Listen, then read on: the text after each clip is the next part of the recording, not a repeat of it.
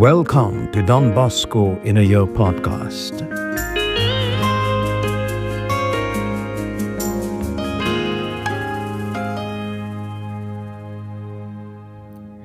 Day 54, the first border.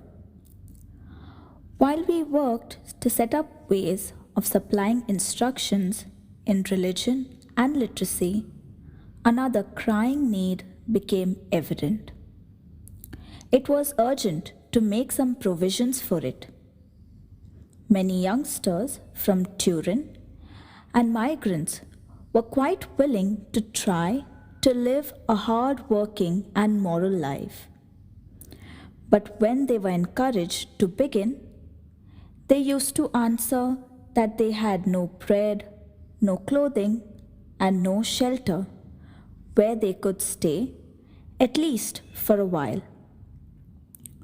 To accommodate at least some of those who in the evening knew not where to go, a stable was prepared where they could spend the night on a bit of straw. But some of them repeatedly made off with the sheets, others with the blankets, and in the evening the straw itself was stolen and sold. Now it happened that late one rainy evening in May 1847, a lad of 15 showed up, soaked to the skin. He asked for bread and shelter.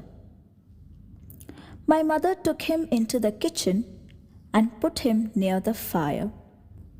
While he warmed himself and dried his clothes, she fed him with a bowl of soup and some bread.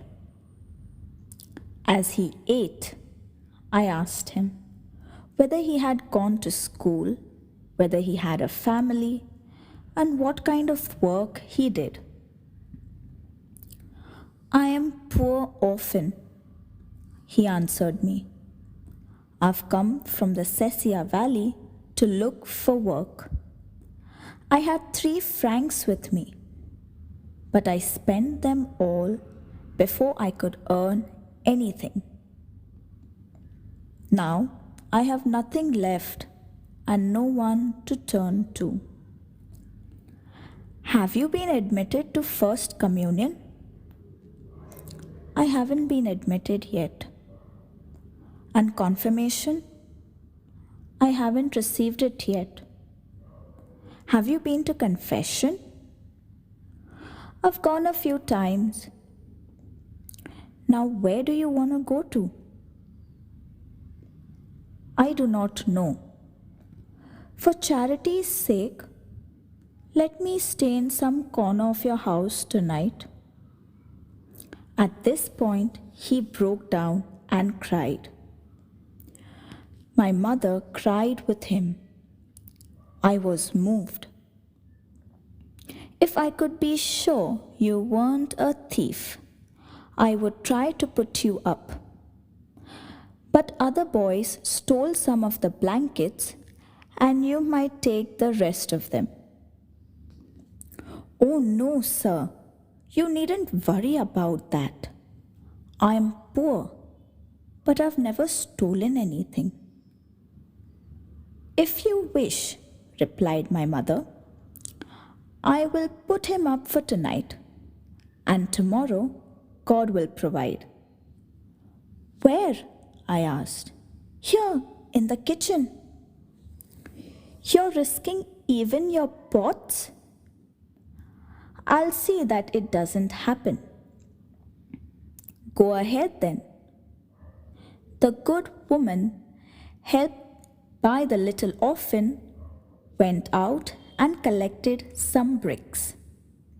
With these, she built 4 little pillars in the kitchen. On them, she laid some boards and threw a big sack on top, thereby making the first bed in the oratory. My good mother gave the little boy a little talk on the necessity of work, of trustworthiness, and of religion. This was the beginning of the tradition of good night talks. Finally, she invited him to say his prayers. "I don't know any," he answered. "You can say them with us," she told him. And so he did. That all might be secure, the kitchen was locked and opened only in the morning. This was the first youngster at our hospice. Very soon, we had a companion for him, and then others. But during that year, lack of space prevented us from taking more than 2. So passed 1847.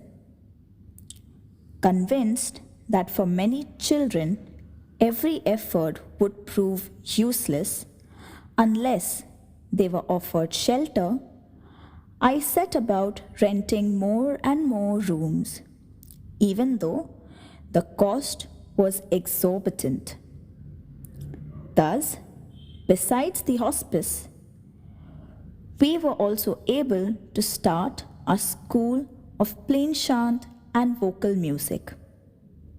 Since it was the first time in 1845 that public music lessons were offered, the first time that music was taught in class to many pupils at the same time, there was a huge crowd.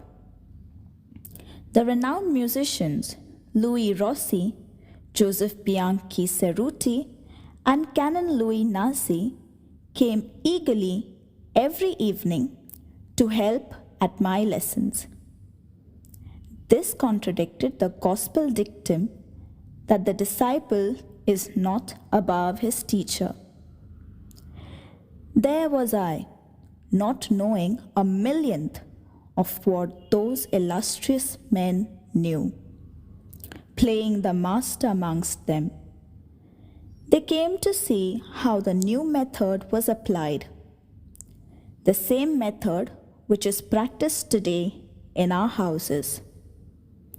In times past, any pupil who wished to learn music had to find a teacher to give him individual lessons. Thank you for joining us today on this journey to know Don Bosco.